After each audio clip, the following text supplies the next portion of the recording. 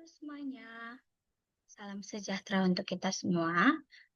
Perkenalkan, nama saya Yosia Valerina Simatupang dengan NIM 08011182328008. Di video kali ini aku mau menjelaskan tugas proyek dari mata kuliah fungsi kompleks. Oke, langsung aja ya teman-teman semua.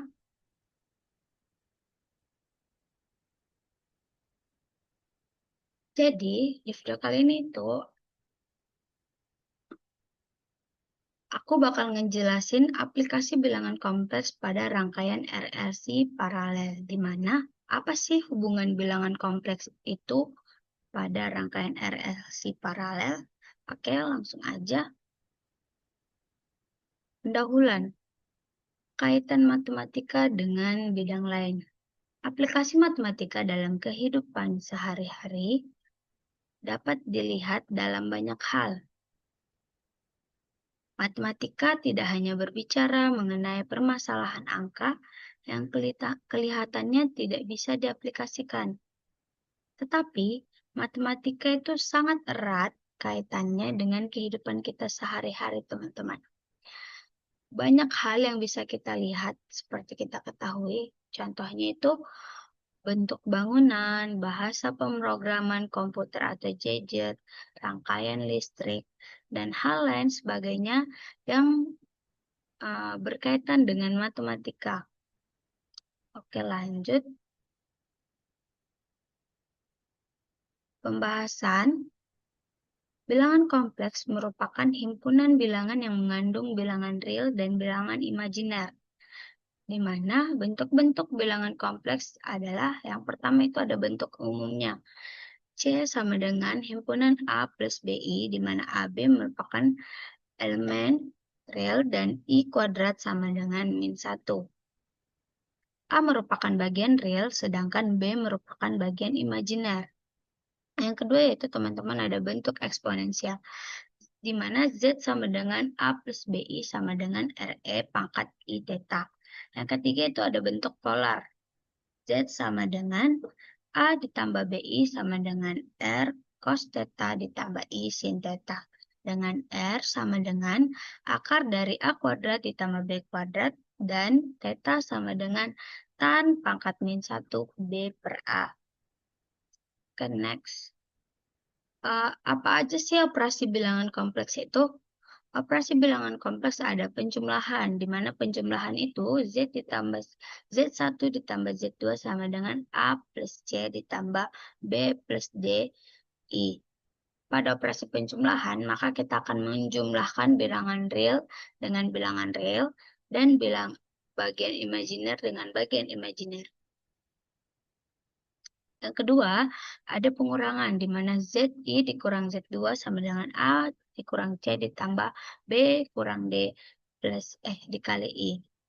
Pada operasi pengurangan, juga dilakukan hal yang sama teman-teman dengan operasi penjumlahan, yaitu mengurangkan bagian real dengan bagian real dan bagian imajiner dengan bagian imajiner. Jadi dia itu dikurangkan ataupun dijumlahkan sesuai suku-sukunya, sesuai bagian-bagiannya. Oke, next. Ada operasi bilangan kompleks, perkalian, dan pembagian. Perkalian itu, operasi perkalian itu agak sedikit berbeda dari penjumlahan dan pengurangan tadi, teman-teman. Namun bisa dilihat pada penurunan di samping, terlihat bahwa operasi perkalian tersebut dapat diturunkan dari perkalian biasa antara dua faktor. Misalkan, Z1 sama dengan A plus BI dan Z2 sama dengan C plus DI. Operasi perkalian tersebut adalah Z1 dikali Z2 sama dengan A plus BI dikali C plus DI, di mana Z1 dikali Z2 sama dengan AC ditambah ADI ditambah BCI ditambah BDI kuadrat. Karena I kuadrat tadi kan teman-teman di slide pertama itu adalah min 1, maka Z1 dikali Z2 sama dengan AC ditambah ADI ditambah BCI ditambah BD dikali min 1, karena I kuadratnya itu kan min 1. Z1 kali Z2 sama dengan AC ditambah ADI ditambah BCI min BD, karena tadi sudah dikalikan dengan min 1. Dan Z1 dikali Z2 sama dengan AC dikurang BD ditambah AD ditambah BCI. Setelah dikelompokkan imajiner dengan imajiner, real dengan real. Oke, lanjut ke pembagian. Pada operasi pembagian dapat kita turunkan dengan menggunakan konsep penyederhanaan akar pada bilangan irasional. Dengan mengalihkan penyebut dengan sekawannya, maka selanjutnya dapat kita turunkan dengan sederhanakan bentuknya.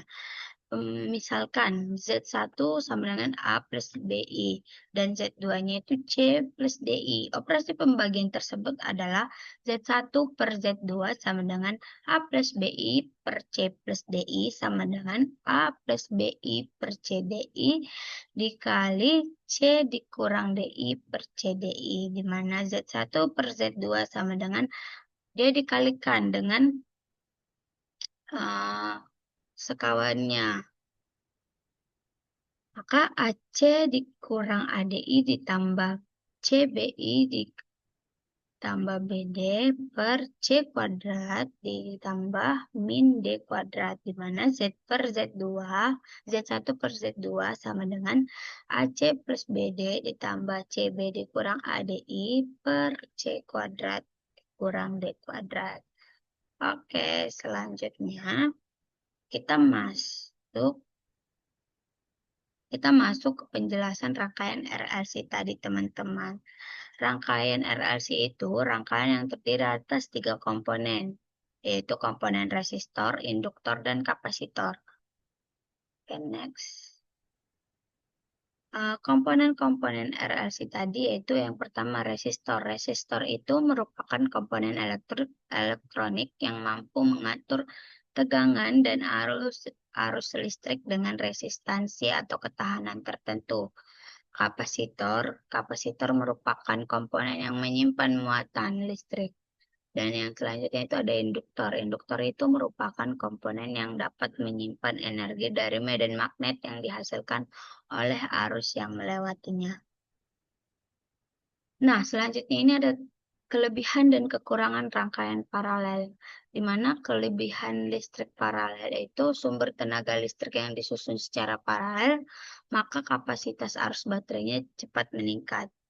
Yang kedua, rangkaian listrik yang menuju ke lampu masing-masing itu sama tegangan listriknya. Tegangan listrik yang menuju ke lampunya itu masing-masingnya sama. Yang ketiga itu, jika salah satu lampu yang disusun secara paralel mati, maka lampu lainnya itu masih bisa hidup. Berbeda dengan seri, kalau lampunya satu mati, berarti lampu lainnya juga mati. Nah, selain kelebihan, paralel ini juga mempunyai kekurangan, teman-teman. Kekurangan listrik paralel itu yaitu membutuhkan kabel penghantar yang lebih banyak. Yang kedua, membutuhkan biaya yang lebih besar karena dia kabelnya butuh banyak, otomatis biayanya juga butuh besar. Oke, selanjutnya rumus yang berkaitan dengan bilangan kompleks, penentuan tegangan atau V. Karena pada rangkaian paralel tegangan pada setiap komponennya sama, maka kita hanya mengidentifikasi rumus pada setiap komponennya. Rumus dari tegangan masing-masing komponen adalah sebagai berikut. Yang pertama, tegangan pada R atau resistor, di mana PR sama dengan I kali R. Tegangan yang kedua itu tegangan pada L atau induktor, di mana VL sama dengan L DI per DT sama dengan L per DL dikali D per DT, di mana I0 dikali E pangkat I omega T sama dengan I omega L I0 E dikali I omega T sama dengan I omega L dikali I. Oke, next. Penentuan tegangan yang ketiga yaitu tegangan pada C ataupun kapasitor. VC sama dengan 1/C integral dari I dt sama dengan 1/C integral dari I0 E pangkat I omega T dt sama dengan 1/C dikali I per dikali 1/C dikali 1/I kali omega dikali I0 E pangkat I omega T, di mana 1/C sama dengan 1/C yaitu dikali I per I omega dikali I per I sama dengan 1/C dikali min I per omega sama dengan min I kecil I besar per omega C. Tegangan total dari rangkaian paralel adalah sama dengan tegangan pada setiap komponennya, di mana V totalnya sama dengan VR sama dengan VL sama dengan VC. Oke. Selanjutnya itu ada penentuan impedansi atau Z. Dalam menentukan rumus impedansi, maka kita harus menghitung jumlah hambatan dari semua komponen yang ada. Yang pertama itu hambatan pada R atau resistor. XR sama dengan VR per I, di mana I sama dengan I kali R per I sama dengan R. Yang kedua itu, yang selanjutnya ada hambatan pada L induktor. XL sama dengan VL per I, di mana I omega LI per I sama dengan I omega L. Hambatan yang ketiga itu hambatan C atau kapasitor. XC sama dengan VC per I sama dengan min I kecil I besar per omega C per I sama dengan min I kecil I besar di per omega CI sama dengan min I per omega kali C. Dan yang selanjutnya itu rumus yang berkaitan dengan bilangan kompleks.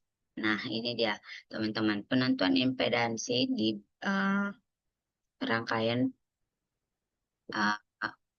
RXI paralel itu 1/Z sama dengan 1/XR ditambah 1/XL ditambah 1/XC sama dengan 1/R ditambah 1/I omega L ditambah 1 per min I per omega C, di mana 1/R tambah 1 per I omega L dikurang omega C per I. Maka 1/Z sama dengan 1/R ditambah 1 per omega 1 per I omega L dikali I per I dikurang omega C per I dikali I per I sama dengan 1 per R ditambah min I per omega L dikurang min I omega C sama dengan 1 per R dikurang 1 per omega L ditambah I omega C. 1/Z sama dengan 1/R ditambah I dikali omega C dikurang 1 per omega L. Z sama dengan 1/1/R ditambah I ditambah I dikali omega C dikurang 1 per omega L. Rumus dari impedansi dapat kita peroleh dari penurunan rumus berikut. Setiap hambatan pada elemen dijumlahkan seperti aturan pada rangkaian paralel. Jadi, adapun rumus impedansi yang sebelumnya ini teman-teman, ini itu diturunkan dari ini itu semuanya ini diturunkan dari rumus yang tadi, rumus yang ini. Oke. Penentuan impedansi pada rangkaian dengan dua resistor. Kalau dia dua resistor, dapat kita lihat bahwa komponen R selalu menjadi bagian real pada penurunan rumus impedansi. Sedangkan komponen L dan C selalu menjadi bagian imajiner pada penurunan tersebut. Jika kita memiliki rangkaian paralel dua cabang dengan masing-masing cabang memiliki satu resistor, dan pada cabang pertama terdapat komponen induktor serta komponen kapasitor pada cabang yang lain, maka kita dapat menentukan rumus masing-masing cabang berikut. Z1 sama dengan R ditambah IXL dan Z2 sama dengan R dikurang IXC. Rumus impedansi totalnya adalah Z total sama dengan Z1 dikali Z2 per Z1 ditambah Z2. Oke, next. Nah, kan kesimpulannya, matematika dapat diaplikasikan dalam kehidupan sehari-hari, terkhususnya dalam bidang fisika dan elektronika. Penggunaan bilangan kompleks mungkin tidak banyak digunakan secara langsung, namun melalui pembahasan ini kita dapat melihat bahwa bilangan kompleks digunakan dalam analisis rangkaian listrik. Jadi teman-teman, matematika itu sangat berguna di segala bidang kehidupan. Walaupun tidak terlihat secara langsung, tapi bidang-bidang kehidupan juga membutuhkan proses-proses matematika di dalamnya. Oke, cukup sekian penjelasan dari saya tentang aplikasi bilangan kompleks dalam rangkaian dalam RLC paralel. Kiranya video ini dapat bermanfaat bagi teman-teman sekalian. Jika ada kesalahan dan kata yang kurang berkenan, mohon dimaafkan. Sekian dan terima kasih. Bye-bye.